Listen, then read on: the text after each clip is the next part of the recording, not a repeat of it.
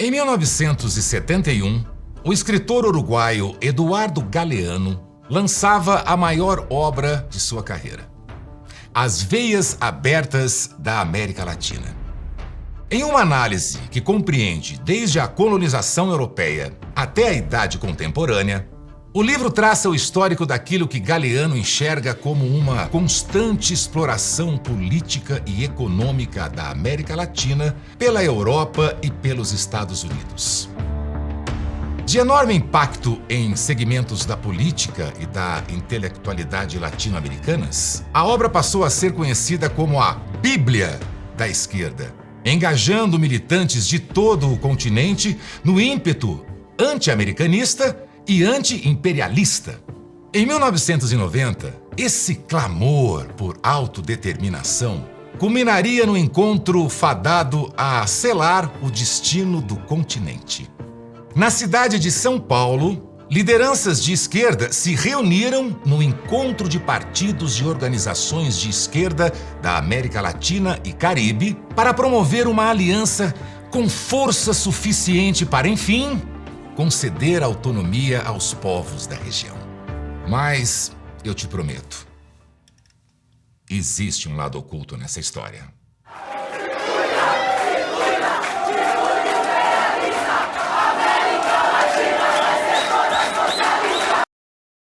Nas eleições presidenciais de 2002, o então âncora do Jornal da Record, Boris Casoy, sabatinou Luiz Inácio Lula da Silva, que liderava as pesquisas de intenção de voto.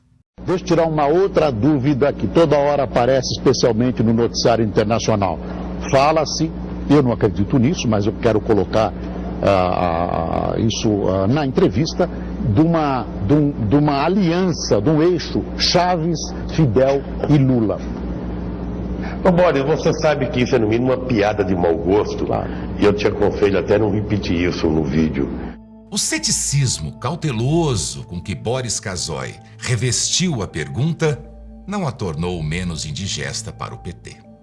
Como o jornalista relataria ao portal Imprensa 3 anos depois. Abre aspas. No começo da administração do PT, pressionaram a direção violentamente para me tirar da Record. Ameaçaram cortar a publicidade. Fecha aspas. Em dezembro de 2005, a Rede Record anunciou a rescisão do contrato do apresentador. Nos anos seguintes, mais rumores daquilo que Boris Casoy chamou de uma aliança entre líderes de esquerda da América Latina passariam a desembarcar no Brasil, viajando pelas incipientes redes digitais da internet, na voz do filósofo e escritor brasileiro radicado nos Estados Unidos, Olavo de Carvalho. Com tom alarmista, que soava aos mais céticos como delírio conspiracionista, Olavo chamava a tal aliança continental da esquerda pelo nome: Foro de São Paulo. O Brasil é cúmplice de todas as organizações do Foro de São Paulo. Ele está comprometido com isso, Lula está comprometido com isso, assinou 1000 vezes promessas de solidariedade aos caras, ele simplesmente não pode voltar atrás. Mas, enquanto a loucura solitária inspira rejeição, a loucura compartilhada é mais difícil de ignorar, principalmente se for publicada em uma das revistas de maior circulação do país. O responsável por promover as denúncias sobre o Foro de São Paulo às páginas da revista Veja foi o colunista Reinaldo Azevedo. Isto não é paranoia. Durante muito tempo, quem falava do Foro de São Paulo era Olavo de Carvalho, Reinaldo Azevedo, mais 2 ou 3 malucos. Não, ele existe. Em 2008, também viria da Veja o golpe fatal no negacionismo do Foro de São Paulo. Um enviado da revista a Montevidéu registrou o encontro daquele ano. E a face oculta da esquerda latino-americana começou a ser revelada. Este ano, o fórum aconteceu em Montevidéu, no Uruguai, no edifício do Mercosul, à beira do Rio da Prata. Os participantes são representantes da velha esquerda da região. Entre os rostos conhecidos dos brasileiros estavam os petistas Marco Aurélio Garcia, José Eduardo Cardoso, Raul Ponte, Walter Pomar e Nilmário Miranda. Nos discursos, todos dizem as mesmas coisas. Eles odeiam os Estados Unidos. La administración Bush, sus verdadeiros y egoístas objetivos son apoderarse de los recursos naturales del mundo. Amam a ditadura cubana. ¡Con la Revolución Cubana! A solidariedade a Cuba, meus companheiros, nessa hora é mais importante do que E acham que o neoliberalismo é culpado de tudo que acontece de ruim na região. Foi uma vítima del saqueo del capitalismo. Conforme a organização era progressivamente arrancada do sigilo, o discurso do PT sobre o Foro de São Paulo se transformava, passando de negação enfática Você sabe que isso é no mínimo uma piada de mau gosto. à defesa demagógica. Mas antes de falar da reunião, eu quero contar um pouco da história do Foro de São Paulo, uma organização que nasceu para lutar pela democracia, soberania e justiça social na América Latina e Caribe. É por isso que o Foro de São Paulo é alvo, desde sempre, de uma permanente campanha de mentiras e desinformação, movida por agentes da extrema-direita e daqueles que se beneficiam da histórica desigualdade e injustiça em nossa região. Porém, a atribuição ao Foro de uma luta pela democracia esbarra em um vasto compêndio de evidências factuais. Contradizendo-se na própria continuação do vídeo, Gleisi Hoffmann admite que o Foro de São Paulo se originou de uma articulação de Lula com o ditador cubano Fidel Castro. Depois daquela decisão histórica, inspirada num diálogo entre os companheiros Lula e Fidel Castro, a segunda reunião do Foro ocorreu na Cidade do México, em 1991, já com 78 partidos presentes. Fidel Castro liderou por 49 anos uma ditadura marcada por intensa repressão de opositores e minorias, com censura, presídios de trabalhos forçados para homossexuais e cristãos, além dos sumários fuzilamentos de quem quer que fosse julgado inimigo da Revolução, transformando Cuba na ditadura mais assassina das Américas. Além do Partido Comunista de Cuba, também estão entre os mais influentes do Foro de São Paulo o Partido Socialista Unido da Venezuela, presidido por Nicolás Maduro, e a Frente Sandinista de Libertação Nacional da Nicarágua, liderada por Daniel Ortega. Nicolás Maduro chegou ao atual mandato da Venezuela por meio de eleições denunciadas por diversos países da América Latina, da América do Norte e por toda a União Europeia como fraudadas. Alguns países, como os Estados Unidos, mesmo na administração Biden, não reconhecem Maduro como o governante legítimo da Venezuela. Em março de 2017, a Suprema Corte do país, aliada de Maduro, retirou os poderes da Assembleia Nacional, passando a exercer suas funções em uma manobra denunciada como golpista pela OEA, Organização dos Estados Americanos. Em agosto do mesmo ano, quem assumiu as funções legislativas foi uma Assembleia Constituinte eleita em votação que, de acordo com a própria empresa responsável pelo sistema eletrônico de votos, foi manipulada. O governo venezuelano também é acusado por entidades internacionais, entre elas a própria ONU, de crimes contra a humanidade, incluindo o uso sistemático de execuções extrajudiciais e de tortura. Por sua vez, Daniel Ortega, chefe de Estado da Nicarágua, promoveu graduais alterações na legislação que lhe garantiram supremacia sobre os demais poderes do país, além do direito de concorrer à reeleição por tempo indeterminado. Em 2018, reprimiu com brutalidade manifestações contra o seu governo, deixando 351 mortos. Depois disso, protestos foram proibidos na Nicarágua e o regime de Ortega se consolidou como perseguidor de opositores e de católicos. Em 2021, Ortega foi reeleito para o seu 4º mandato consecutivo após prender praticamente todos os candidatos concorrentes. Nós não somos vistos pela extrema-direita fascista, nem do Brasil e nem do mundo, como organizações democráticas. Eles nos tratam como se nós fôssemos terroristas. Ele nos acusa de comunistas, achando que nós ficamos ofendidos com isso. Nós não ficamos ofendidos. Nós ficaríamos ofendidos.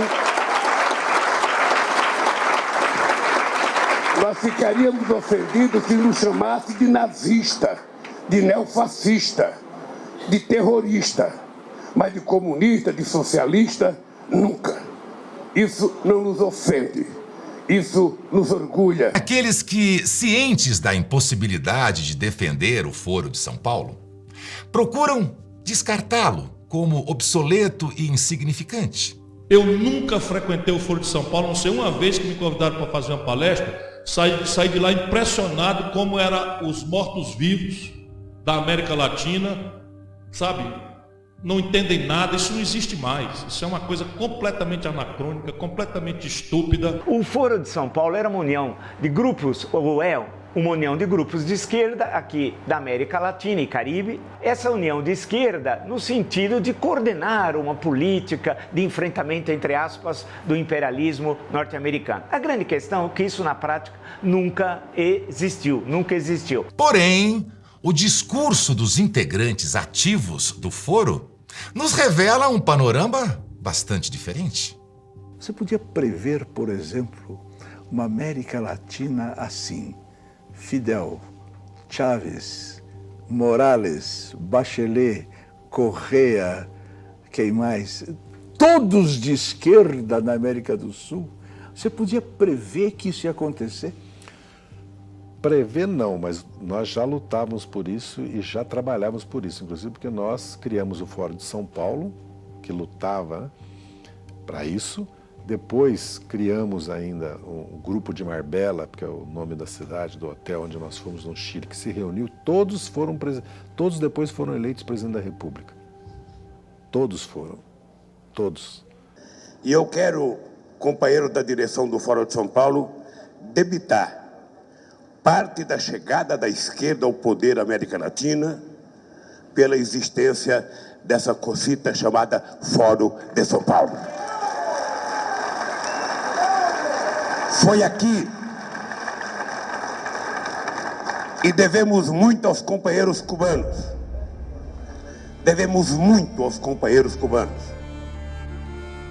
Se o Foro de São Paulo, em alguma medida, contribuiu para a chegada ao poder dos líderes esquerdistas que controlam a maior parte da América Latina há 2 décadas, então, longe de ser insignificante, ele é a mais poderosa organização política do continente e uma das mais poderosas do mundo. Tudo começou em junho de 1990, na cidade de São Paulo, sede política de um dos idealizadores do evento, Lula. Naquele ano, a reunião precursora do Foro de São Paulo recebeu o nome de Encontro de Partidos e Organizações de Esquerda da América Latina e Caribe. Nós iremos discutir, como primeiro ponto, as alterações na ordem internacional e o seu significado para a América Latina e Caribe. Depois iremos discutir balanço das lutas pela democracia e pelo socialismo na América Latina e Caribe. Depois iremos discutir problemas estratégicos da luta pelo socialismo na América Latina e Caribe. Desde então, vem promovendo em suas reuniões anuais ou bienais encontros e integração entre lideranças de esquerda. Pouca gente se conhecia, pouca gente, tinha relação de amizade.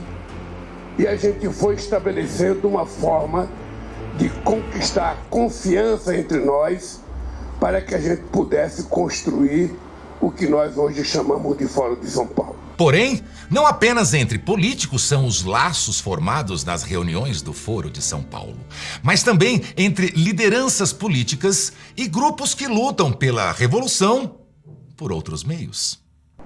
Eu recebi a invitação para assistir en 1995 al Foro de San Pablo, que se instaló aquel año en San Salvador.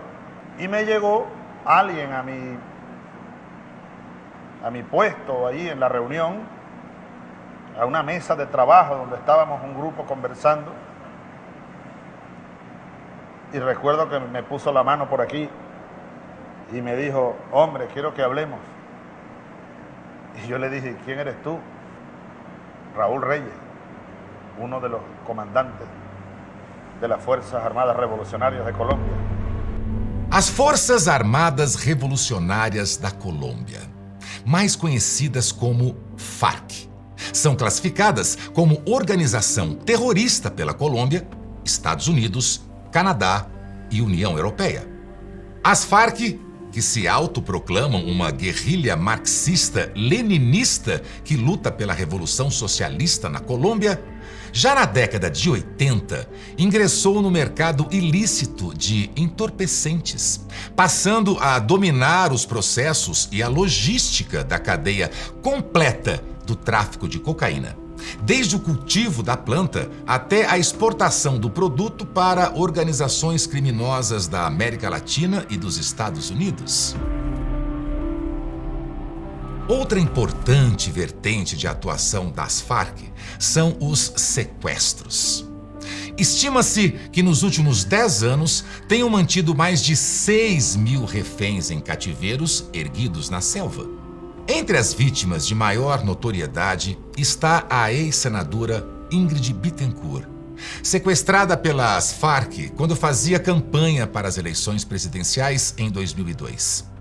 6 anos depois, após um longo trabalho de inteligência do exército colombiano, ela foi salva em uma operação de resgate. Em entrevistas, revelou ter sido tratada pior que um animal e que nos guerrilheiros só havia crueldade, arbitrariedade e maldade. Já Luiz Francisco Cuellar, governador da província colombiana de Caquetá, não teve a mesma sorte. Ele foi sequestrado e degolado pelas FARC em 2009. As FARC foram membro oficial do Foro de São Paulo até 2002. E, mesmo depois disso, seu prestígio nos encontros permaneceu inabalado. Além disso, os membros do Fórum, que se dizem contra o uso da violência, ficam tentando justificar a existência das FARC. O presidente da Nicarágua até lamentou a morte do chefe dos terroristas colombianos. Eu quero expressar minha condolência, minha solidariedade para com a FARC e para com a família do comandante Marulanda. Em 2019, a Justiça colombiana autorizou 2 ex-líderes das FARC a sair do país para participarem de uma reunião do Foro de São Paulo, na Venezuela. Se os laços das FARC com o Foro de São Paulo nunca foram rompidos com os chefes de Estado da esquerda latino-americana, as relações só se estreitaram cada vez mais. Pois assim como o socialismo e o anti-imperialismo, uma inescapável força de convergência entre muitos dos governos esquerdistas da região é o narcotráfico. Nicolás Maduro é acusado por órgãos internacionais de integrar aquilo que o Escritório da ONU sobre Drogas e Crimes denunciou como Cartel dos Sóis, uma rede de tráfico internacional de cocaína liderada por militares venezuelanos. Segundo o tenente venezuelano exilado nos Estados Unidos, José Colina, falamos de um Estado falido, onde as Forças Armadas mantêm Maduro no poder por várias razões. Uma delas é o narcotráfico. Essa infiltração começou entre 2003 e 2004. Uma das primeiras coisas que Hugo Chávez fez ao chegar ao poder foi permitir que algumas regiões se tornassem zonas de proteção para grupos guerrilheiros colombianos, ou seja, as FARC. Em 2020, o Grupo de Administração para o Controle das Drogas dos Estados Unidos ofereceu um prêmio de $15 milhões por informações que levassem à captura de Nicolás Maduro. Ele é acusado de integrar o Cartel dos Sóis e de, em ação conjunta com as FARC, inundar os Estados Unidos com cocaína. Já a Bolívia, presidida de 2006 a 2019 pelo líder sindical dos plantadores de coca, Evo Morales, vem sendo abalada por escândalos de envolvimento de dirigentes do país e do partido de Evo Morales, o Movimento ao Socialismo, com o narcotráfico. Segundo Carlos Romero, ex-ministro do Interior de Evo Morales, o narcotráfico está tomando importantes áreas estratégicas de nosso país. Existe uma proteção grosseira ao narcotráfico na Bolívia. Em 2010, um vazamento de documentos sigilosos pela Wikileaks revelou que o governo de Daniel Ortega, na Nicarágua, é financiado pela Venezuela e pelo narcotráfico, e que Ortega teria fortalecido seus vínculos com o Irã e Venezuela e demonstrado abertamente uma simpatia pelas Forças Armadas Revolucionárias da Colômbia. Além disso, em 2009, a polícia colombiana encontrou um vídeo em que um dos líderes das Farc, Manuel Marulanda, confirma uma doação para a campanha de Rafael Correa, presidente do Equador de 2007 a 2017, e também membro do Foro de São Paulo. Hugo Chávez, que relatou ter encontrado Raul Reis, comandante das Farc no Foro de São Paulo de São Salvador, não foi o único líder político que o guerrilheiro conheceria naquele encontro. Em agosto de 2003, Raul Reis concedeu entrevista à Folha de São Paulo, que perguntou: "Vocês têm buscado contato com o governo Lula?" "Estamos tentando estabelecer ou reestabelecer as mesmas relações que tínhamos antes, quando ele era apenas o candidato do PT à presidência." "O senhor conheceu Lula?" "Sim. Não me recordo exatamente em que ano. Foi em São Salvador, em um dos foros de São Paulo." Em agosto de 2005, o guerrilheiro das Farc, conhecido como Padre Olivério Medina, foi capturado no Brasil em uma ação conjunta da Polícia Federal com a Interpol. No mês seguinte, o governo colombiano requisitou sua extradição para que fosse julgado na Colômbia por crimes como homicídio com fins terroristas e sequestro extorsivo. Antes que o pedido de extradição pudesse ser aceito, o governo brasileiro, chefiado por Lula, concedeu ao padre Olivério Medina o status de refugiado político, permitindo que ele vivesse em liberdade no Brasil.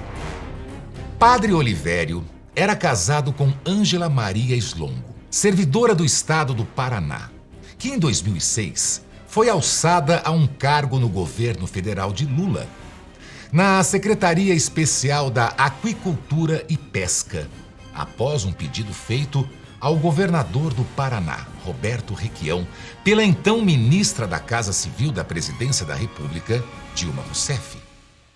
O ingresso da esposa do padre Olivério no governo federal foi relatado por ele ao próprio Raul Reis, então comandante das Farc, num e-mail divulgado pela revista colombiana Câmbio. Abre aspas. Na segunda-feira, dia 15, a Mona começou em seu novo emprego. E para garanti-la ou impedir que a direita em algum momento a hostilize, a colocaram na Secretaria da Pesca, trabalhando no que chamam aqui de cargo de confiança ligado à presidência da República. Fecha aspas. Mas a relação do PT com as Farc, intermediada pelo padre Olivério, pode ter raízes ainda mais antigas. A edição da revista Veja, de 16 de março de 2005, que destacava em sua capa os tentáculos das Farc no Brasil, revelou o conteúdo de documentos secretos da ABIN a que teve acesso. Entre eles, o arquivo de 25 de abril de 2002, catalogado com o número 0095/3100. O documento trata de uma reunião festiva entre militantes de esquerda ocorrida em 13 de abril de 2002, 6 meses antes do primeiro turno das eleições, em uma chácara nos arredores de Brasília. Os acontecimentos foram relatados por um agente da ABIN infiltrado no evento. Após a chegada dos convidados, por volta das 11 horas da manhã, uma bandeira das Farc foi desfraldada e, diante dela, cantou-se o hino da guerrilha.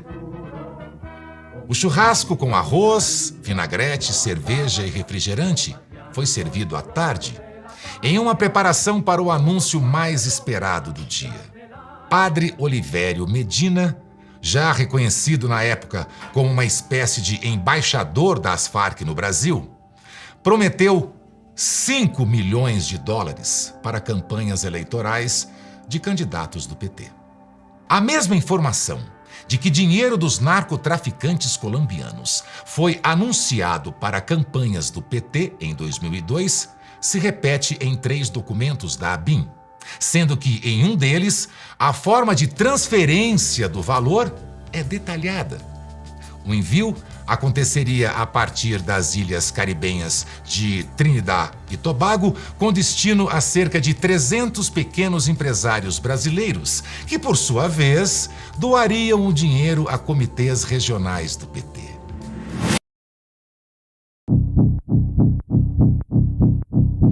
O Foro de São Paulo é, acima de tudo, um compromisso. É uma espécie de pacto de cooperação firmado entre os membros, visando a utópica integração completa do continente em um bloco socialista apelidado de Pátria Grande. Lo hablaba con el presidente Lula da Silva por teléfono el otro día. Lo hablaba personalmente con el presidente Gustavo Petro. Lo hablaba con el presidente de Argentina, Alberto Fernández. Está llegando una hora nueva, una hora especial para juntar los esfuerzos y los caminos de los pueblos de América Latina y el Caribe, para avanzar en la conformación de un poderoso bloque de fuerzas políticas, de un poderoso bloque de poder económico que le hable al mundo. Y así lo digo, así lo anuncio, Venezuela se pone al frente de la batalla por la construcción de ese mundo de patria grande, de esa fuerza independiente y soberana que le va a traer más felicidad, progreso y prosperidad a nuestra pátria e a todo o continente latino-americano e caribenho. E é por fidelidade à causa que as lideranças políticas do Foro de São Paulo, quando chegam ao poder em seus países, tratam os interesses nacionais como subordinados aos compromissos com os compatriotas da Pátria Grande. Para evitar que houvesse qualquer problema na relação Brasil-Venezuela, instituí com o Chávez que a gente pudesse fazer 3 ou 4 reuniões por ano entre Brasil e Venezuela. Uma reunião no Brasil, uma reunião na Venezuela, para que a gente pudesse aparar todas as arestas, para que a gente pudesse convencer os empresários brasileiros a fazer investimento na Venezuela. A presidenta Dilma Rousseff está em Cuba e participou nesta segunda-feira da cerimônia de inauguração do Porto de Mariel, que fica a cerca de 50 quilômetros da capital, Havana.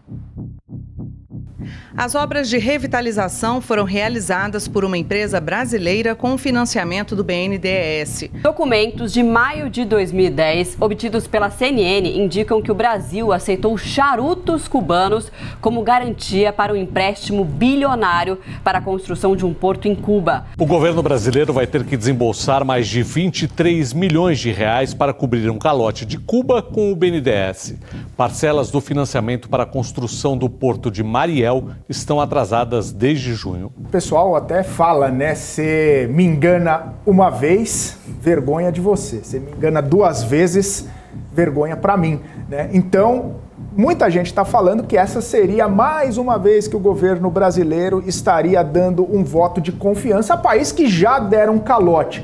2 ditaduras latino-americanas receberam do BNDES entre 2007 e 2015, durante os governos do PT, 11 bilhões de reais em empréstimos. Mas desde 2018, Venezuela e Cuba não honraram mais os pagamentos e viraram devedores bilionários do Banco Público. A quantia daria para construir mais de 850 hospitais. Em julho de 2013, o governo Dilma lançou o programa Mais Médicos, que consistia em atrair médicos estrangeiros para cidades remotas, interioranas e demais localidades do Brasil que sofriam com carência de profissionais de saúde.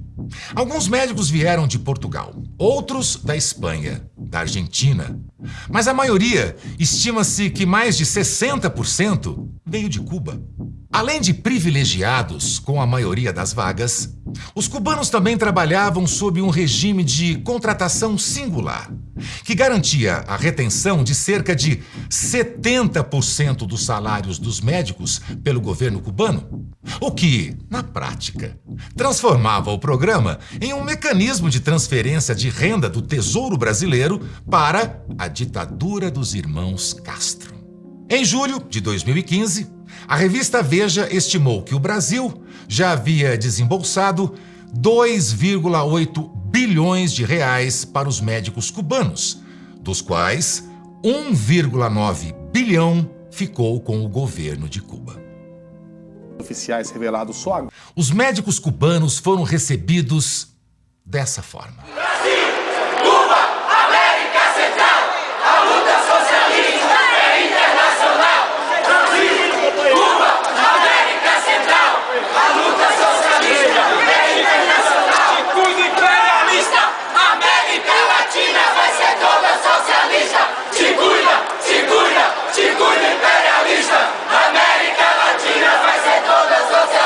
Compartilhe esse vídeo, para que ele chegue às pessoas que mais precisam conhecer a verdadeira face da esquerda latinoamericana. En Venezuela y en la zona de influencia de Venezuela. Es una guerra, sin duda alguna, contra los carteles, contra el narcotráfico, contra el terrorismo, contra el régimen de Nicolás Maduro. En esta emisión, nosotros vamos a tocar puntos claves con uno de nuestros expertos que ustedes han votado como uno de los favoritos, el doctor José Humberto García. Antes de darle la bienvenida, quiero darle un saludo a todos aquellos que hasta ahora se unen a nuestras diversas plataformas y de una vez les pido que opinen qué piensan ustedes en relación a esta lucha contra los carteles, contra el narcotráfico que engloba todas las acciones que se están haciendo en Estados Unidos, narcotráfico y terrorismo. Bienvenidos todos nuestros maravillosos moderadores y a esta hora también quiero invitarlos para que se suscriban a nuestro canal de Sin Filtros Geopolítica en YouTube y por supuesto que nos sigan a través de nuestras redes sociales y si todavía no se han inscrito y suscrito a todos nuestros mecanismos de Patreon, por favor les digo a esta hora que lo hagan a través de nuestra cuenta de patreon.com/Venezuela Política Realidades Sin Filtros. Bienvenido, doctor José Humberto García, una vez más a este canal y muchas gracias por traernos toda su información. Muchas gracias y buenas noches a todos. Vamos a tratar de revisar y empezar esta conversación sobre las acciones del gobierno de los Estados Unidos. El régimen se empeña en decir que es falso y que ellos están combatiendo el narcotráfico. El gobierno de los Estados Unidos envía buques de guerra para combatir el narcotráfico y opera con gobiernos aliados.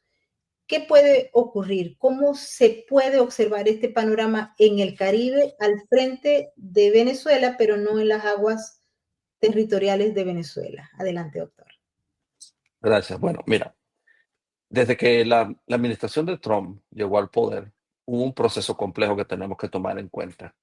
Cuando comienzan a detener a los miembros del Tren de Aragua, sobre todo en las ciudades de San Antonio, en las ciudades, por ejemplo, en Dallas, principalmente en un suburbio de la capital del estado de Colorado, que es Denver, el suburbio se llama Aurora, comienzan a detener a los líderes del Tren de Aragua y se dan cuenta del proceso de penetración que ha ocurrido y se permitió durante la administración de Biden.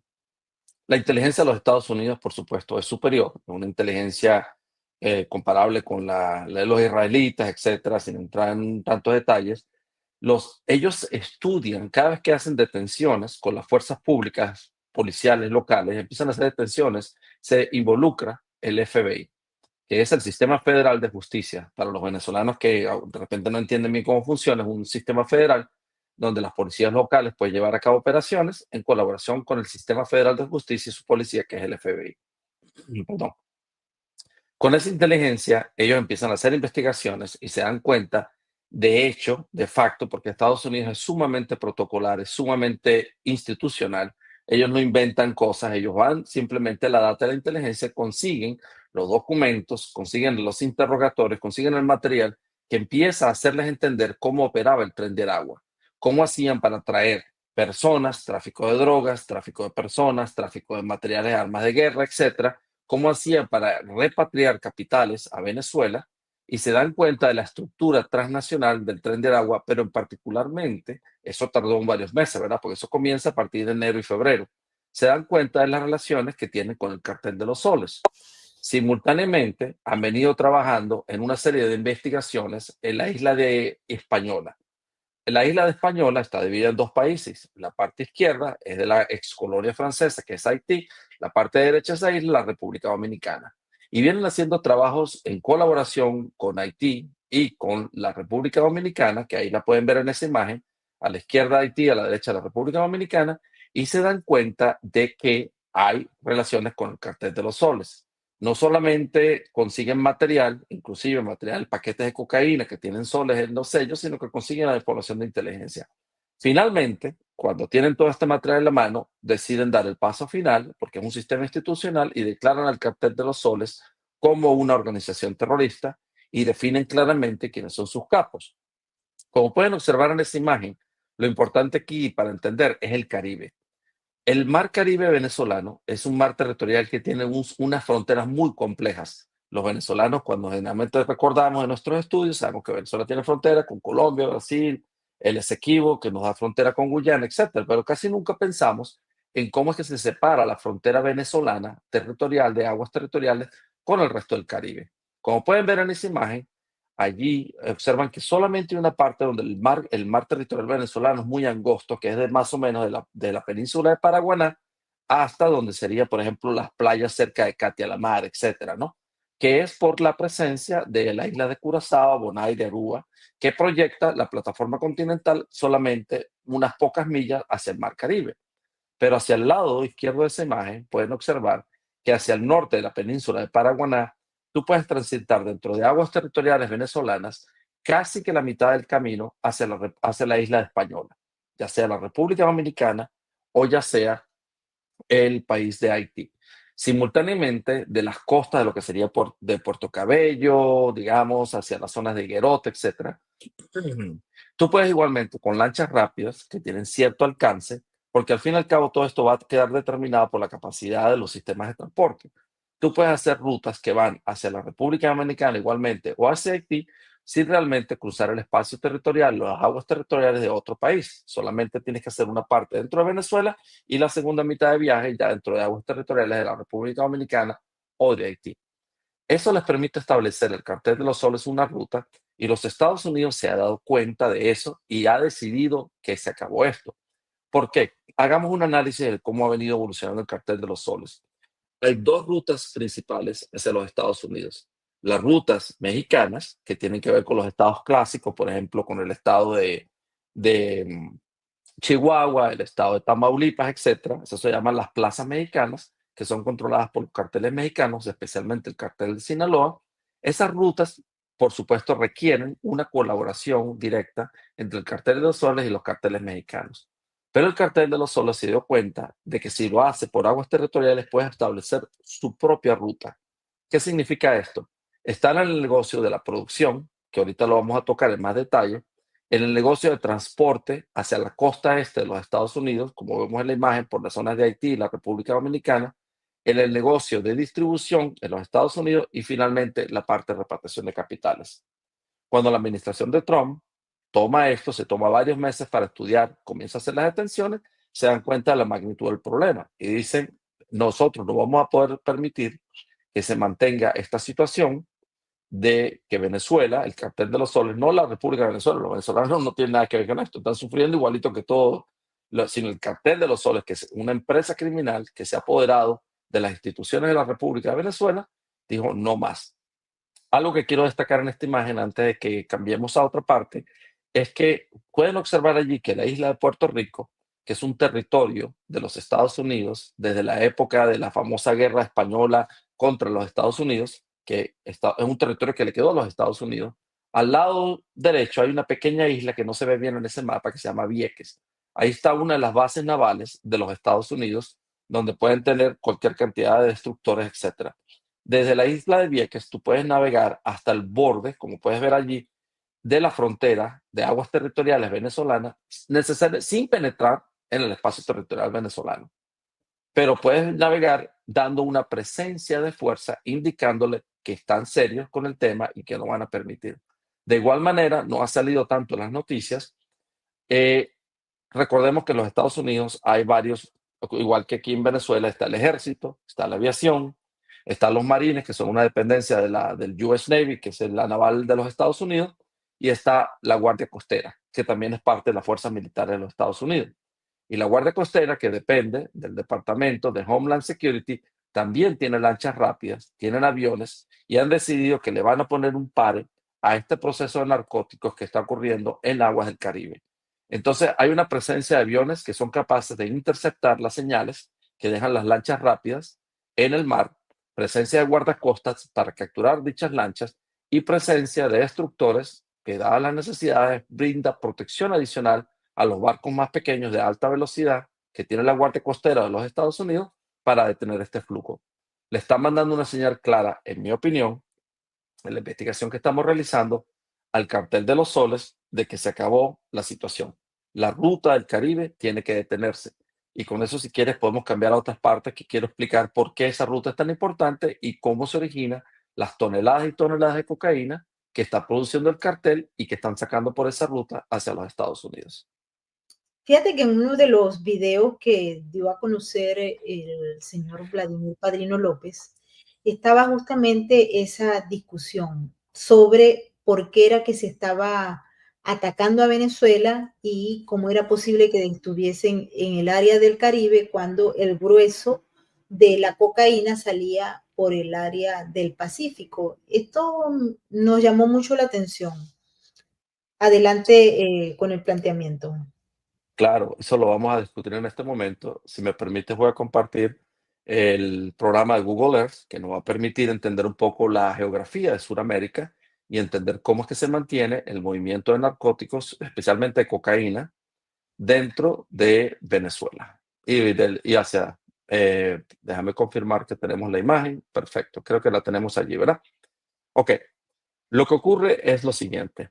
El mundo te consume en este momento, según los últimos reportes de las Naciones Unidas. Esos siempre son números bastante difíciles de tener con total precisión.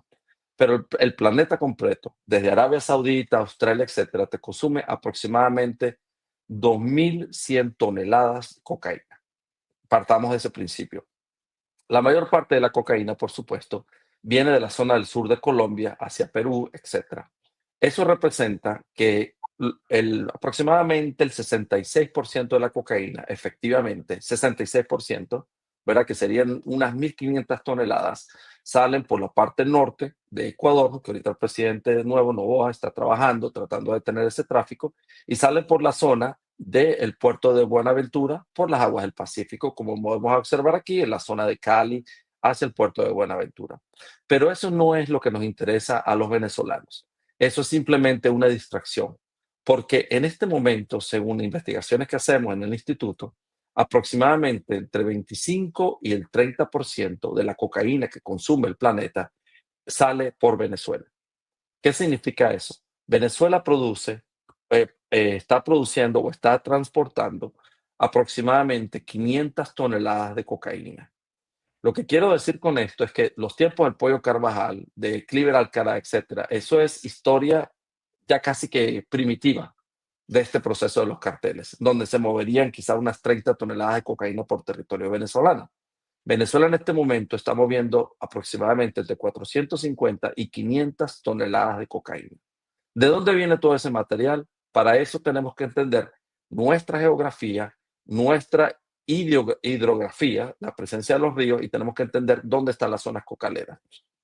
El primer eje que quiero destacar es el eje que se llama el eje Catatumbo. El eje Catatumbo es esta región, nosotros los venezolanos siempre pensamos en el relámpago del Catatumbo, que es esta zona de la Ciénaga que está al lado del lago de Maracaibo. Pero el Catatumbo es toda esta zona que pueden ver al sur de la sierra de Perijá, que te llega al lado colombiano hasta las estribaciones, donde empiezan las estribaciones de la Sierra de Perijá del lado colombiano. La zona del Catatumbo, que se puede confirmar en los últimos reportes de las Naciones Unidas, es la zona que tiene mayor crecimiento de producción de hoja de coca dentro de Colombia. Allí está la población de Jacarí, está la población de Sardinata, esa región, donde aquí ves este número que dice 70, todo esto que ves del lado colombiano es lo que se conoce como el Catatumbo colombiano. Y los ríos que vienen de esa zona, todos fluyen hacia Venezuela. Principalmente el río Zulia, el río Catatumbo, que tiene el mismo nombre de la zona, y el río Tarra. Todos esos ríos tienen una confluencia cerca de la región de Encontrados, aquí cerca de la región del Catatumbo venezolano. Y por allí, casi toda la cocaína que se produce en territorio venezolano, ya sea pasta de coca, que no ha sido procesada al producto final, que es el clorhidrato de cocaína, o la cocaína ya procesada en territorio colombiano, fluye hacia Venezuela. De aquí se va hacia el norte, hacia Falcón, se va hacia la zona de Maracaibo y de ahí, por supuesto, hacia el Caribe. Ese es el primer eje que quiero que los venezolanos tomemos en cuenta. Nuevamente, el Catatumbo es colombiano y es venezolano y la parte de producción de hoja es del lado colombiano, la parte de transporte y preparación es del lado venezolano. El segundo eje que quiero destacar está aquí, es la región que colinda con el departamento de Arauca. Del lado colombiano sería el departamento de Arauca, del lado venezolano es el estado Apure. Allí, dependiendo de la época del año, es una región donde se inunda el llano apureño, en la época de lluvias, o una región donde hay un periodo de sequía, hacia la zona de Arauca, donde tuvimos aquellos encuentros en el año 2021, donde primero las Fuerzas Armadas Nacionales Bolivarianas fueron humilladas por un combate contra el Frente 10 de la FARC y eventualmente trabajaron con el ELN, específicamente con el Frente de Guerra Nororiental, el Frente de Guerra que se llamaba en ese momento Frente Domingo Laín, que encabeza el famoso alias Pablito. Ellos del lado venezolano hicieron el trabajo del ELN en coordinación con las Fuerzas Armadas venezolanas y tomaron la región de Arauca, que sería nuevamente departamento de Arauca del lado colombiano y estado Apure del lado venezolano. En esa región tienes la presencia de gran cantidad de material que viene de los llanos orientales de Colombia. Entonces, si tú te pones a pensar el desarrollo de nuestras repúblicas, Colombia, Venezuela, etcétera, no hay muchísimas carreteras, no hay muchísimos aeropuertos. Casi todo fluye por una sola vía que puedes ver aquí, que es la vía número 40, y por los ríos. Todo eso fluye de Colombia hacia Venezuela en la época de invierno a pistas clandestinas en la zona de Apure, en la época de verano por la zona de Arauquita, La Victoria, etcétera, hacia Venezuela y de allí, por supuesto, fluye hacia las zonas ya de Brusual, Mantecal, puede ir hacia el Orza, etcétera, de ahí hacia el estado portuguesa y de ahí hacia el norte, hacia el Caribe. Tenemos un segundo eje que te mueve muchísima cocaína. Yo diría que el Catatumbo debe representar aproximadamente de las 400, digamos que Venezuela mueve 450 toneladas, debe representar aproximadamente 300 de esas toneladas. El segundo es el que estoy describiendo ahora, el eje Arauca, te mueve aproximadamente 150 toneladas por territorio venezolano. Una sierra. Y finalmente tienes un tercer eje que nos vamos a desplazar aquí hacia la zona de Puerto Ayacucho. Del lado colombiano tenemos al departamento de Vichada, del lado venezolano tenemos al estado Amazonas y al estado Apure. Por allí, por el río Vichada, fluye también coca y cocaína o pasta de coca que viene de la región del Guaviare, etc. Entonces, vamos a hacer zoom a la imagen para poder observar cómo fluye esto. Aquí puedo indicar. Nuevamente, eje Catatumbo, ¿verdad? Que puedes ver al norte de la Sierra Andina. Eje Arauca, por esta zona de Arauca, Arauquita, Apure, y el tercer eje que es el eje Vichada. Entonces, tú tienes efectivamente material colombiano, o que puede venir inclusive del Perú, hacia Venezuela, fluyendo y fluye hacia la zona de Falcón, hacia la zona de Puerto Cabello, hacia la zona de Higuerotes y parcialmente hacia la zona del Tamacuro. Esa parte no la vamos a tocar en este programa, pero es una ruta que comunica el transporte de droga que va desde Venezuela hacia la República, por ejemplo, de Guinea-Bissau y hacia los europeos. Entonces, ¿qué ocurre? Los Estados Unidos ve esta situación donde tiene el Caribe copado de avionetas, lanchas rápidas y todo tipo de material de transporte, llenando la costa este de los Estados Unidos con cocaína y decide intervenir. Esa es la situación y por eso la importancia de entender nuestra geografía para entender por qué Venezuela está participando en este proceso. Voy a apagar la imagen. Sí, hay un tema sumamente importante que quiero que toquemos, porque el gobierno de los Estados Unidos, a través de la declaración de la fiscal Pam Bondi, ha señalado algo que, por supuesto, internamente influye en el incremento de los cargos, pero a nivel del régimen venezolano ha causado un cierto impacto.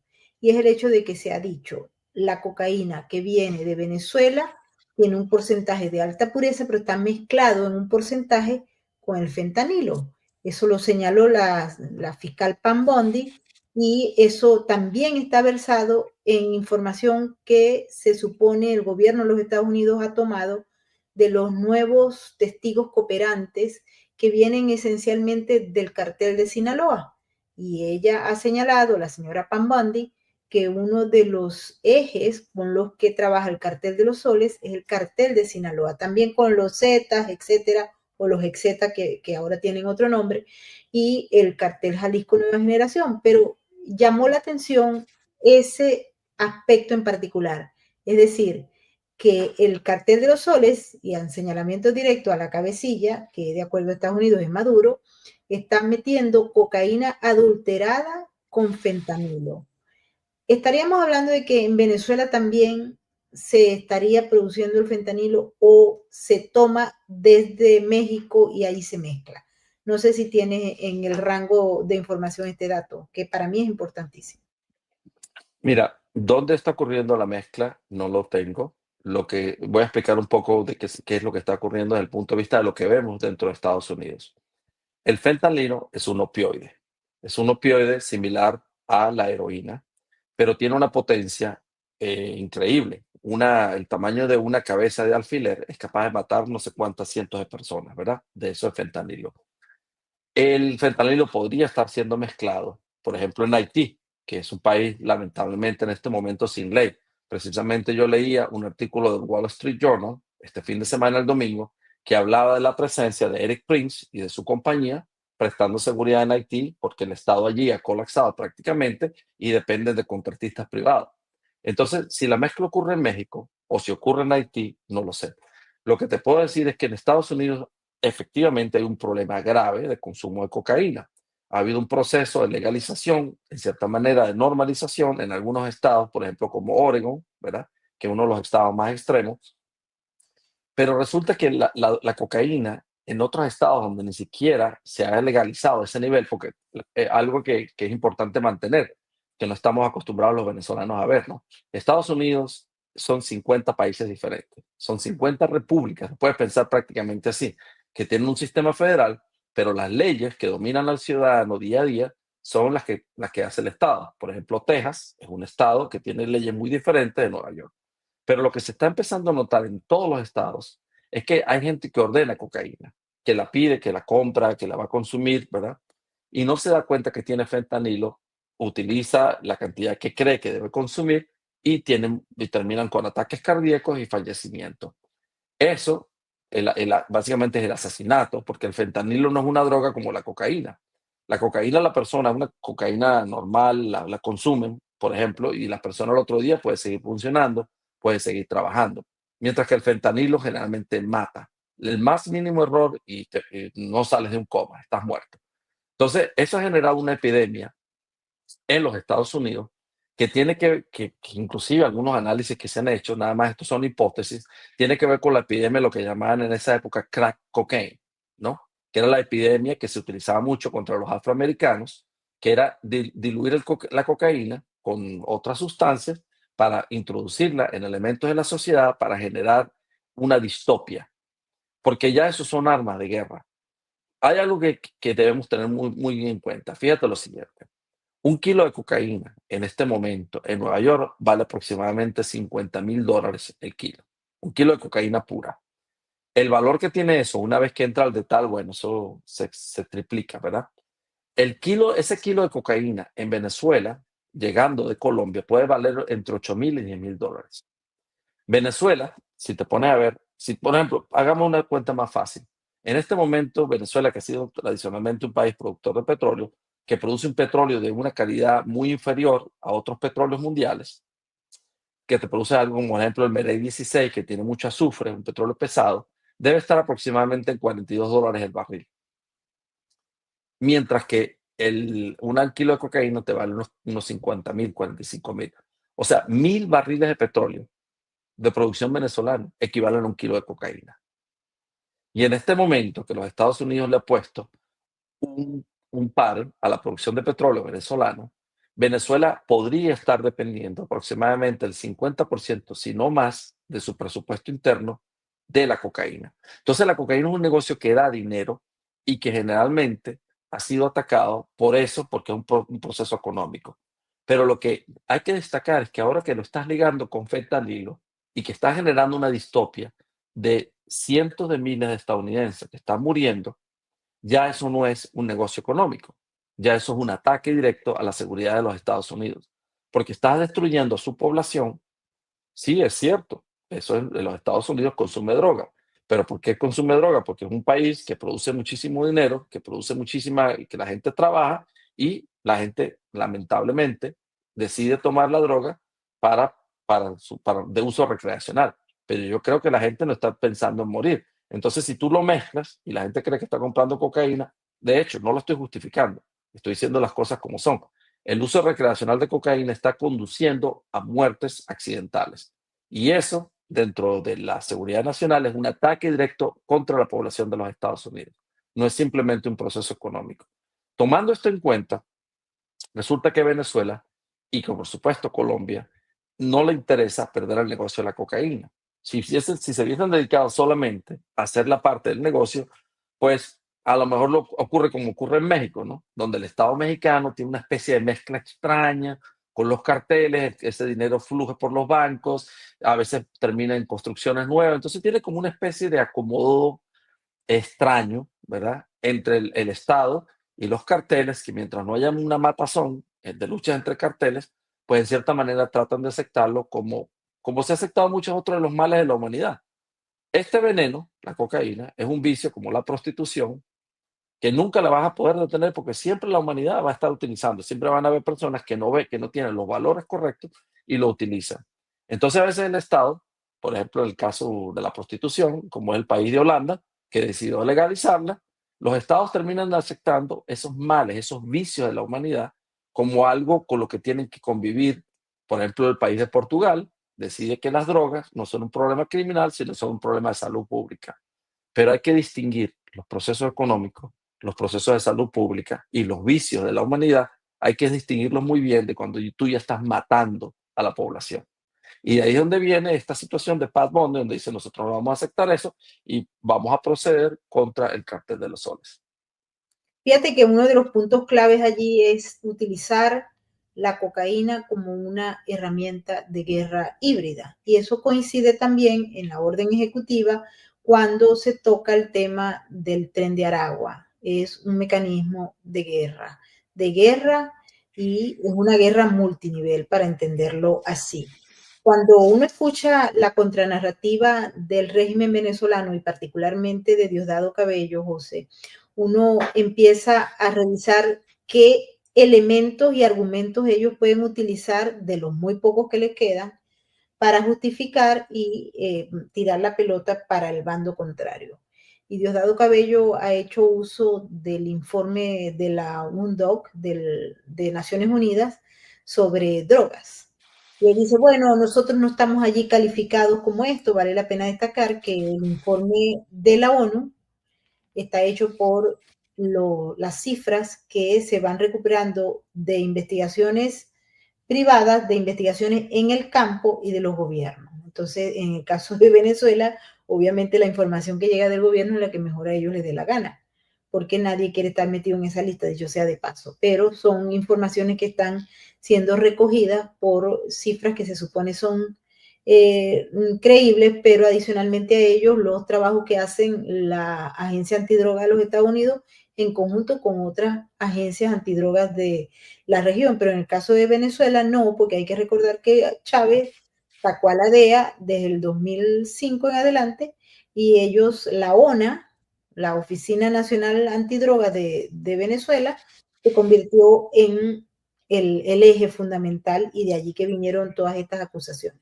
Te lo digo porque quisiera conocer tu opinión sobre este aspecto en particular, ya que el uso de este tipo de narrativa y la multiplicación a través de los canales del régimen están haciendo creer que, bueno, entonces hay cifras, esto podría ser falso, pero la información que se está suministrando y que tú estás explicándole a nuestra audiencia deja claro también que la narrativa del régimen es falsa y la está utilizando para engañar a la gente, pero parece que hay mucha gente que todavía se deja seducir y otros que tienen claro esta situación. Adelante.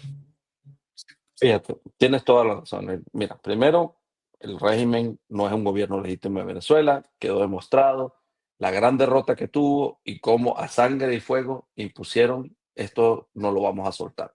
Entonces, primero, de principio, no se puede creer nada que emita un régimen criminal que se ha apoderado de las instituciones venezolanas. Pero analicemos un poco la data en el territorio, la data que hacemos del centro de investigación para entender qué es lo que está ocurriendo. Yo te mencionaba los 3 ejes: Catatumbo, Arauca y Bichada. Nuestra población, los venezolanos, vivimos casi todos, yo siempre decía, desde donde se comen cachapas muy buenas, cuando vienes llegando al campo de Carabobo, hasta Puerto La Cruz. Ahí es donde se concentra Caracas, Miranda y por supuesto la población de Maracaibo, ¿verdad? Nuestra población está aislada de todo esto que yo describo, del eje Catatumbo, del eje Arauca y del eje Bichada. Nuestra población no lo ve, porque tradicionalmente la densidad de población es desde Campo de Carabobo hasta Puerto La Cruz, ¿verdad? ¿Qué ocurre? En el llano pureño, en estos días yo conversaba con un apureño, gente maravillosa, ¿no? Que decía, es un secreto a voces, todo el control del llano pureño es el ELN. Es simplemente, y cualquier persona que intente viajar, por ejemplo, a la población de Arauquita, que vaya hacia el Amparo, que quiera viajar, no sé, hacia la zona de Puerto de Ayacucho, lo que sea, tiene que lidiar con los helenos. Igualmente, del lado colombiano, del lado de Arauca, es un secreto a voces que los helenos controlan la población de Fortul y Saravena. Del lado venezolano, es un secreto a voces de que los helenos te controlan las poblaciones, por ejemplo, Casigua del Cubo, del lado colombiano, te controlan Tibú, La Gabarra, etc. Entonces, en estos días aparecía Maduro diciendo, vamos a hacer una gran zona binacional. ¿Qué significa esto? Te voy a utilizar mi nombre. Del lado colombiano tienes el César y el norte del Santander. Del lado venezolano, el estado Zulia y el estado Táchira. Del lado colombiano tienes Arauca, del lado venezolano Apure. Del lado colombiano tienes Bichada, del lado venezolano tienes el Amazonas. Esa franja binacional, lo que están haciendo ellos en este momento es tratar de hacer de juris, que significa de hecho legalmente, lo que ya es algo de facto, que es un estado binacional donde el presidente de Colombia en estos días se daba golpes de pecho, hablando de una isla que están disputando una pequeña islita en la frontera colombiano-peruana, cuando ha permitido entregarle al ELN, que en este momento es una guerrilla venezolana, le ha permitido acceder a un porcentaje enorme de territorio colombiano. Porque los helenos son los que controlan. Cualquier persona que trate de viajar, vamos a suponer que yo quiero ir a Fortul, y de Fortul voy a cruzar a Arauquita, paso por una población que se llama La Victoria, etc. Paso por ahí. Es un secreto a voces que lo controlan los helenos en coordinación con las Fuerzas Armadas Nacionales, la SODIA, PURE, etc. Entonces, primero, no pueden negar lo que cualquier venezolano que tiene que vivir en esos territorios abandonados sabe y vive día a día. Segundo, vamos ahora a las zonas de Falcón, la zona donde ya no estoy hablando de la zona de producción, estoy hablando de la zona de transporte. Vamos hacia la zona de Puerto Cabello, Higuerote. Nuevamente, secreto a voces de la gran coordinación que existe. Las policías lo saben, las Fuerzas Armadas Nacionales, ya sea el Ejército venezolano o la Guardia Nacional venezolana, lo sabe, pero hasta el momento se habían mantenido, bueno, yo no me meto en esto, me mantengo alejado de esto, pero eso es un secreto a voces. En pocas palabras, todo el mundo lo sabe en Venezuela. Nuestra población civil, sí, efectivamente, nuestra población civil dependería de Venevisión, Radio Caracas, bueno, se la cerraron, pero en la época, hace ya decenas de años que estuve yo por allá, era como los venezolanos nos informaban. Ahorita nada más recibimos las mentiras que vienen directamente del régimen. El régimen venezolano, algo muy interesante que hablaba con otro compañero que en estos días estaba en el estado Lara y me decía, aquí hay grandes fortunas, aquí hay gente con dinero, unos carros que valen $100,000, mientras que el resto del país, la gente parece Cuba, ¿no? En Cuba se quedaron como los carros como los 50, 60. En Venezuela son carros de los 70, 80, ¿verdad? La mayoría del pueblo venezolano sufriendo con estas grandes fortunas, Ferrari, etcétera. Muchísimo de eso es material producto del narcótico. El régimen venezolano no lo puede negar. Y tienen ahorita solamente, les queda un solo aliado, que es Petro. Petro ganó por tan solo 400,000, si mal no recuerdo, 450,000 votos, y ganó en las regiones periféricas, sobre todo en la región del norte de Colombia, hacia Caribe, Barranquilla, las zonas, y ganó, pero por ejemplo Petro nunca va a ganar en lo que es el eje industrial colombiano, que es Antioquia, el departamento de Cundinamarca, hacia Boyacá, etcétera. Petro no va a ganar. Petro depende de los votos que le puedan conseguir de las regiones abandonadas, que él ha abandonado y que Venezuela ha tomado. Entonces, todo lo que diga el cartel de los soles es irrelevante porque es simplemente un sistema criminal. El mal llamado presidente de Venezuela, el tirano, Nicolás Maduro, tiene un premio de $50 millones por su cabeza. Y eso no es que los Estados Unidos se quiera apoderar de qué. ¿De qué se quiere apoderar Estados Unidos? ¿Se va a querer apoderar de coca? No, o sea, sí, es cierto, los estadounidenses consumen cocaína, pero Estados Unidos ha decidido que esto no puede continuar porque ha perturbado la paz de Honduras, la paz de Ecuador, la paz de la República Dominicana, de Haití, de Colombia, de Venezuela. Nuestro hemisferio se va a venir abajo, al menos de que le pongan control a esto de los carteles. Y todo lo que emane del régimen no es sino propaganda pura y dura, porque los venezolanos saben lo que está ocurriendo. Y hay un mensaje que quiero dar aquí directamente a quienes sean miembros de las Fuerzas Armadas, de la policía venezolana. Venezuela tiene instituciones que han sido secuestradas por los carteles de la droga, por el cartel de los soles. Los líderes del cartel de los soles te utilizan para su trabajo. El día que el sistema caiga, tú tienes que pensar si te defendiste de la República de Venezuela y los intereses de la nación y de su pueblo, o si simplemente no pudiste defenderte, no pudiste hacer tu trabajo de defender, a la República de Venezuela. Entendemos que adentro hay cualquier cantidad de criminales, por ejemplo, como los del DGCIN, dedicados a atacarte. Pero es la hora de empezar a pensar que esto no puede continuar, porque es un narcoestado y para bien o para mal, los Estados Unidos y el resto del mundo civilizado se han dado cuenta que no pueden seguir manteniendo este aparato vendiendo veneno por kilos. Es hora de que haya un cambio dentro de la República de Venezuela y a los venezolanos, los ciudadanos civiles de a pie, quien escucha, nuestro país ha sido secuestrado. Ha habido una evolución, ¿verdad? Donde un régimen que empezó por allá en la época de Chávez, vendiéndole la patria a quien fuese y como fuera, a los chinos, a los rusos, a los iraníes, a Hezbollah, a quien quiera venir aquí a meterse, le damos espacio con tal que no nos saquen del poder. Pero se les ha ido cerrando. Los chinos ya no quieren invertir en Venezuela. Los rusos ya no quieren hacer algo. Siguen jugando un poquito como el juego geopolítico, ¿verdad? Lo único que les quedó fue la de la cocaína y cada vez está creciendo. Yo creo que hemos llegado al llegadero.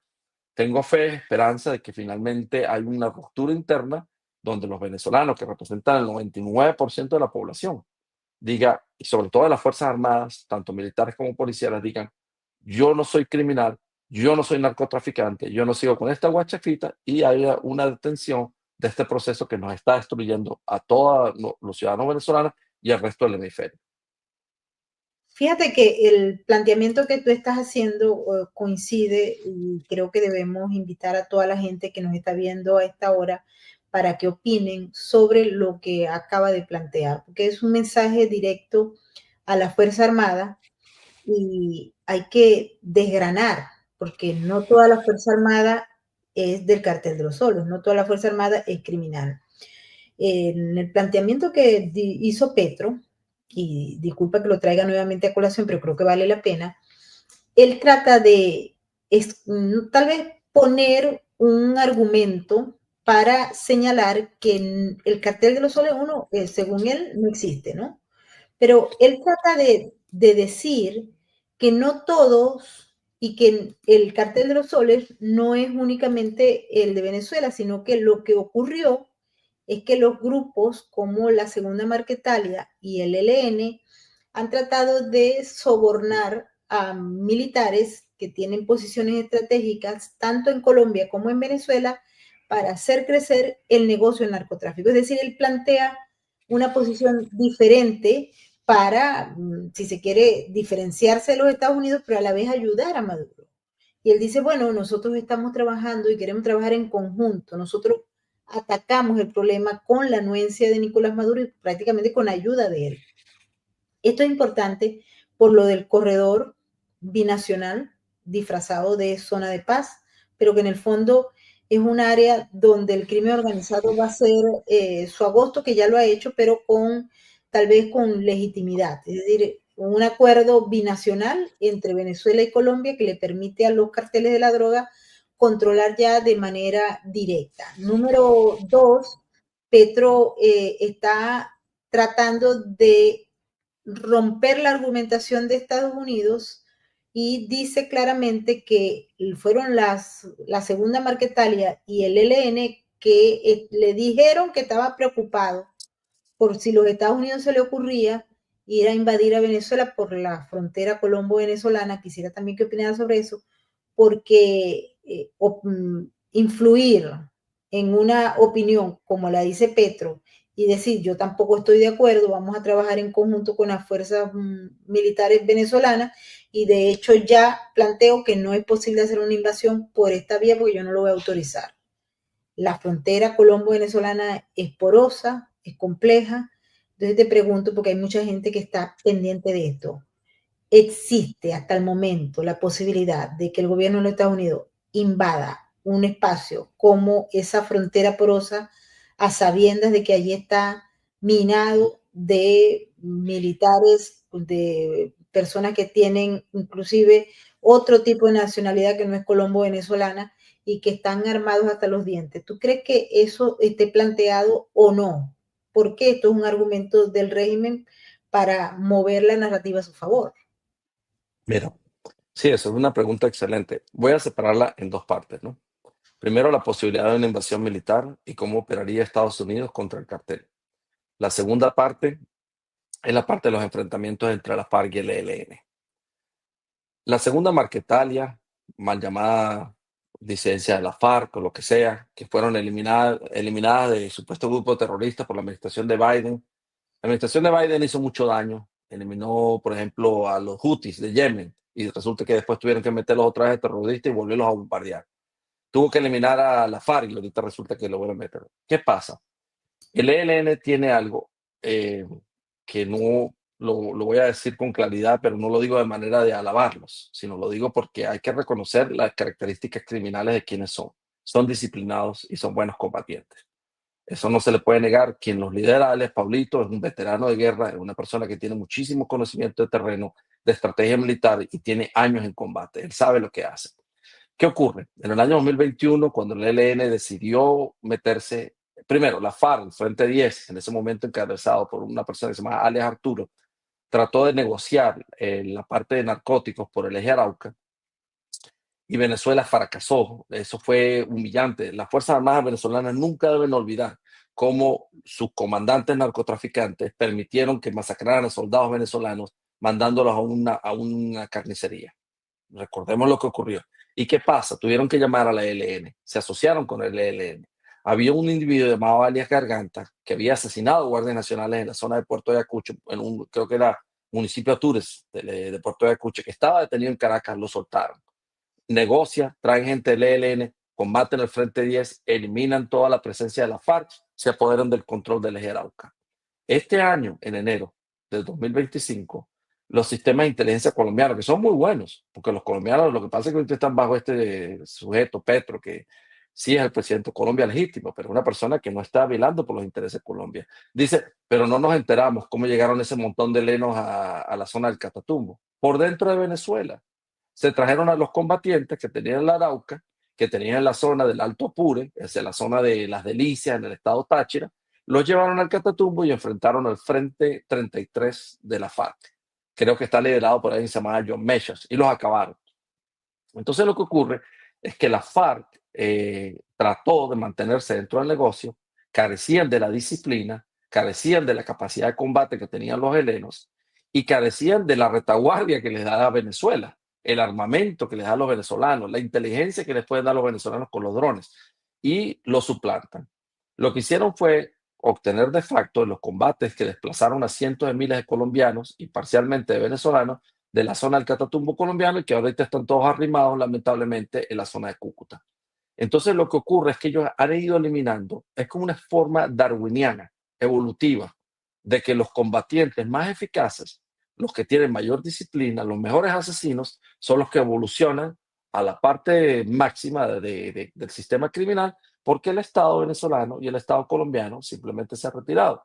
Es un secreto a voces nuevamente que el batallón que está ahí mismo en Cúcuta, les han ordenado al batallón colombiano, no me acuerdo cuál es el número del batallón, les ordenan de que no se enfrente con los helenos. Recordemos que inclusive una vez iba a haber una operación del ejército colombiano contra los helenos y Petro se le salió que puso las posiciones de las coordenadas donde estaban los helenos, cerca de la zona de Tibú, donde los iban a atacar. Entonces tú no puedes estar tratando, la institución militar colombiana es muy buena, es una institución muy profesional y ha tratado más o menos, pero deben obediencia y disciplina, como deben ser los ejércitos, y tienen un presidente que está jugando un juego político aquí medio pernicioso, luchando por mantener la estructura de la Colombia humana en el poder, sin tomar en cuenta los intereses de la nación colombiana a largo plazo. Eso por un lado. Entonces, esa mentira de que hay enfrentamiento entre la FARC y los helenos, eso no es cierto. Lo que están haciendo los helenos es acabando con los residuos que quedaron de la FARC, acabando con el Frente 10 en Apure, el Frente 28 que bajó de Boyacá. Boyacá es una zona por ahí por donde entró Bolívar, cuando hizo finalmente su campaña que logró liberar a Colombia en la batalla de Boyacá. Precisamente se hacía una celebración hermosa en Colombia de la batalla de Boyacá. Entró por la zona de Tame. Por ahí está algo que se llama el Frente 28. Ese frente trató de ayudar al Frente 10 de la FARC, pero no pudieron contra los helenos. Entonces, en este momento, de facto, los helenos controlan esa franja binacional con el apoyo de Venezuela. Esa es la primera parte que quería aclarar. La segunda parte de la que íbamos a hablar era si los Estados Unidos va a hacer o no va a hacer una invasión. No va a hacer ninguna invasión. Les voy a decir por qué. Tengo, imagínate, más de 3 décadas trabajando en los Estados Unidos, en Washington, estudiando, haciendo investigación. Conozco bien cómo funciona la política. Trump llega al poder por una serie de estadounidenses, de su base política, de personas que están cansadas en poner los muertos. Así le decimos aquí. La base de política de Trump está cansada de mandar a sus hijos a Irak, a Afganistán, aquí y allá. Y Estados Unidos no necesita. Primero, que Trump no lo va a hacer porque no quiere meter tropas a un nuevo Irak, a un nuevo Afganistán. Segundo, porque ya lo he demostrado, y eso es lo que yo creo en mi planteamiento, que le da fundamento a mi propuesta. Estados Unidos demuestra que puede tener control total de donde quiera en el planeta con su fuerza aérea y su sistema misilístico. ¿Qué ocurre? Veamos lo que ocurrió en el caso del Mar Rojo. Los Houthis, que tenían eso acabado porque la administración de Biden los tenía ignorados, a cada rato atacaban, inclusive lograron hundir barcos de mercantes, simplemente los bombardearon, los redujeron a la nada, ¿verdad? Sin ningún tipo de tropa. Pero ellos no bombardean porque los Estados Unidos ahorita tienen una precisión tal, los sistemas son tan impresionantes. Lo vemos ahorita inclusive en la misma Ucrania, ¿no? Que cualquier persona con un dron comercial, que antes era una tecnología militar avanzada, ahorita te vas a un Walmart y te compras un dron por $400. Imagínate si ese es el sistema de los civiles, ¿no? Un dron así, que no tendrán los Estados Unidos en este momento. Cuando hubo la eliminación de Soleimani, el comandante de las fuerzas kurdas iraní, precisión total, un misil que acabó con el vehículo. Si los Estados Unidos deciden hacer algo, va a ser lo que se conoce como covert operations, que son operaciones encubiertas contra los laboratorios, contra los sistemas de transporte, contra todo lo que tenga que ver con la producción de cocaína, y lo puede hacer sin mover a un solo soldado. Destaco algo muy importante que no saben los venezolanos, creo que no sale mucho en las noticias. La semana pasada, un Predator drone, que es un dron específicamente diseñado para volar sin ningún tipo de personal, despegó de la base militar de San Angelo en el estado de Texas. Y de allí voló hasta el territorio mexicano con permiso de los mexicanos, porque los mexicanos entienden que tienen que trabajar con la administración de Trump y su comercio es más importante que todo este proceso, y estuvo haciendo un sobrevuelo encima de la frontera entre el estado de Michoacán y Guerrero. Eso es bien al sur de México. Y regresó a la base de los Estados Unidos. Ese dron, que generalmente lo controla de la Fuerza Aérea de los Estados Unidos de manera remota a través de sistemas satelitales, generalmente carga un tipo de misiles que se llama los Hellfire. Si a ese dron, esto ya pareciera medio película y todo lo que tú quieras, ¿no? Pero si ese dron decide acabar con algo, simplemente le da un botón y acabaron con todo eso. Entonces, lo que tienen que entender los venezolanos es que ahí no hace falta ninguna invasión de 50,000 marines tipo Noriega. Ahí lo que hace falta, y creo que es lo que Estados Unidos va a hacer, es dice, donde hay un laboratorio, vamos a acabar con eso. Donde hay una casa de inventario llena de cocaína, vamos a acabar con eso. Donde hay una avioneta, donde haya un barco, una lancha rápida, vamos a acabar con eso. Y mosca, si no van contra los líderes del cartel. Cuando ya eventualmente, hartos de eso, yo digo que no tienen que estar preocupados tanto por lo que ocurre en las playas, sino estén mirando para arriba. A Diosdado Cabello esté mirando para arriba. Sí, fíjate que el tema es interesante lo que estás planteando, José, porque el representante Ramón Celestino Velázquez informó que se publicó en la Gaceta Oficial Extraordinaria, la 6.927, para el que la quiera buscar, una orden de restricción de vuelo de drones en Venezuela, en todo el territorio nacional, así como su compra, venta, distribución o importación de partes o equipos afines. El documento tiene la rúbrica de Diosdado Cabello y de Vladimir Padrino López. Y dice, escucha bien, informamos al pueblo venezolano que en estricto cumplimiento a la Constitución y ante el deber del Ejecutivo de regular y controlar la navegación en el espacio aéreo de aeronaves y objetos no tripulados que se desplacen por el espacio geográfico venezolano, se prohíbe de manera determinada, se suspende en todo el espacio geográfico nacional la compra, venta, fabricación, importación, distribución, instrucción, capacitación, adiestramiento, registro y las operaciones de vuelos de aeronaves pilotadas distancia RPA y esas aeronaves remotas piloteadas y no piloteadas por aeromodelos, así como sus partes y sus componentes, por un lapso de 30 días prorrogables, contando a partir de la publicación de esta medida, que fue el martes, con excepción de los mismos organismos de seguridad del gobierno y de la defensa de la nación. ¿Qué tal? Precisamente es de lo que estamos hablando. Estamos en guerras de quinta generación. Los ucranianos han logrado detener el avance de los rusos utilizando drones de $300. Cuando empezaron con unos, porque para controlar un dron utilizan una señal electromagnética.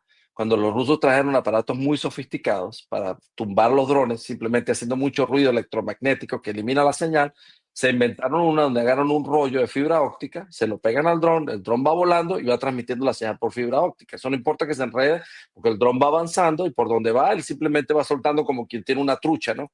Nosotros que somos andinos nos encantaba que tiras la trucha, le va soltando, pero eventualmente le das sacas tu cosa, ¿no? Entonces, las guerras modernas son guerras electrónicas, son guerras de alto nivel. El cartel, lamentablemente, es muy valiente contra los venezolanos. Porque el venezolano de a pie, el venezolano civil es una persona pacífica, una persona buena, que no le interesa. Y tú agarras a estos tipos con un fusil acá, ¿verdad? Una bala que se llama 7.62x39, y claro, tú puedes hacer una masacre, pero eso funciona porque todavía nos mantienen sometidos. Pero cuando se dan cuenta de que tienen una persona operando desde Missouri, desde Texas, desde donde les provoque, desde esos buques destructores del mar, pueden mandar un misil a acabar con esta gente, acabar con un laboratorio. La guerra que está declarando Trump no es una guerra contra los venezolanos, no es una guerra contra las Fuerzas Armadas Nacionales Bolivarianas, no es una guerra contra la República de Venezuela, es una guerra contra un cartel. Y el cartel tiene nombre, apellido, tiene laboratorios, tiene lanchas, tiene avionetas, tiene zonas de producción de coca, de pasta de coca, y tras eso es lo que van. A la Fuerza Aérea Venezolana, fíjate, estos días fue interesante, estaba leyendo yo una información de que despegaron de la base aérea, creo que la base aérea Libertador, despegaron, creo que eran 4 F-16, que son unas aeronaves que, bueno, son de lo mejor que tenemos en Venezuela, ¿no? Sí, tenemos los Sukhoi, pero también tenemos los F-16. Eso lo han dejado acabar. Inclusive una de las aeronaves tuvo que regresarse porque tenía un mal funcionamiento y volvió a aterrizar la base aérea Libertador. ¿Qué pasa? son muy valientes cuando agarra una persona por ahí con un dron de juguete contra una avioneta, una persona que ande por una avioneta, lo pueden hacer, pero son muy valientes. Pero cuando ven uno de estos aviones, como los F-22 Raptor, cuando venga, y no lo digo por decir a los Estados Unidos son esto y aquello, ¿no? Sino simplemente una sociedad que se dedicó a trabajar, a funcionar y a desarrollar. Mientras esta gente quiere mantener a los venezolanos viviendo en la edad de piedra, ¿verdad? No nos permite progresar, no nos permite las universidades, no nos permite hacer ingeniería, porque nos quieren someter con un fusil de antaño. Eso es lo que ocurre. Y cuando enfrenten finalmente a un ejército como el de los Estados Unidos, ahí no es contra Venezuela, es contra el cartel. Y eso es otra historia. Una historia, y muy bueno que lo estés aclarando, porque los venezolanos tienen que estar pero muy, muy bien informados. No se dejen llevar por la desinformación y los aparatos de propaganda del régimen. No es contra Venezuela, no es contra los venezolanos, es contra un cartel que ha sido designado como una organización terrorista por el daño que está haciendo a otra nación, que en este caso es los Estados Unidos, a través del uso de la droga dura, como una herramienta de guerra. Esa es la historia. Se está buscando, y las autoridades han señalado que están buscando a los narcotraficantes, es decir, a los responsables de los carteles en México y en Venezuela. ¿Quiénes son los responsables? Pues está abierta toda la línea de recompensa. En estos momentos hay personas que están en el primer folleto que publicó el Departamento de Justicia en el año 2020 y están presos, otros están sentenciados. Cliver Alcalá Cordone está pagando su sentencia de 2 décadas y un poquito más. El Pollo Carvajal, que se declaró culpable, también. Y hay otros socios alegados. Por ejemplo, y le vamos a traer toda la información a través de Sin Filtros, el caso del Mayo Zambada, uno de los líderes legendarios del cartel de Sinaloa, que se declaró culpable. Vaya, y la próxima semana vamos a estar en la audiencia, porque ese caso también irritó al régimen. Justo la señora Pam Bondi, la fiscal, había planteado que estos estaban relacionados, de acuerdo a la investigación que ellos habían hecho, y fue cuando hizo esa vinculación con el fentanilo, porque el Mayo Zambada, líder del cartel de Sinaloa, en conjunto con Joaquín Chapo Guzmán, que está preso y sentenciado, es calificado por el gobierno de los Estados Unidos como el rey del fentanilo. Y justo aparece esa combinación de elementos. Y vamos a ver, porque el Mayo Zambada dijo: yo no voy a pasar toda mi vida en mi cárcel porque yo estoy muy viejo, voy a hablar. Y eso es lo que está ocurriendo. Y la información que pueda dar el Mayo Zambada de las relaciones con los carteles y cómo ellos estaban trabajando en conjunto va a ser muy importante para alimentar este caso. Le vamos a traer todos los detalles. José, no sé si tienes algo que agregar, porque te quiero invitar para que estudiemos la otra parte, porque vimos la parte de Colombia, pero toca el otro lado, el oriental, que alimenta también y que no se separa, porque es la misma actividad del cartel de los soles. Por supuesto, en el otro programa podemos revisar esa parte también. Quiero despedirme esta noche con un mensaje para los venezolanos, es un mensaje de esperanza. Yo siempre trato de terminar, la última vez que hicimos un programa estaba con un mensaje de esperanza, pidiéndole a Dios que hubiese un cambio en Venezuela, un cambio democrático, que creo que fue en enero que hicimos el programa, que esta gente aceptara que tienen que ya cambiar, que tienen sometido a 30 millones de venezolanos. Bueno, hoy nuevamente quiero hacer un mensaje de esperanza y cerrar con algo positivo. Los venezolanos podemos hacer una transición pacífica, una transición relativamente organizada de esta distopia a la que nos han obligado a vivir, a un régimen de paz donde podemos dedicarnos a reconstruir a nuestro país. Esa transición es para ustedes, los ciudadanos venezolanos, la esperanza, es el futuro de la nación. Y para todos aquellos que escuchan, que pertenezcan ya sea a las fuerzas policiales, a las fuerzas del ejército venezolano, de las fuerzas armadas nacionales, es la hora de que se alejen de la maldad. Este cartel es la maldad, es un cartel dedicado a la destrucción de lo que sea por una lucha de un poder. Es algo diabólico, es algo terrible lo que está ocurriendo. Entonces, pidamos a Dios, le pidamos al mundo de que haya un proceso de transición pacífica, que haya un proceso donde eventualmente hay una ruptura, entre las fuerzas del bien, que somos el 99.9%, y que no haya algo terrible y que finalmente Venezuela vuelva a ver la luz y el camino hacia un futuro mejor para todos. Bellísimo ese mensaje, José. Muchísimas gracias por estar con nosotros en Sin Filtros. Gracias a ustedes. Y quiero agradecerle a toda la gente que nos acompañó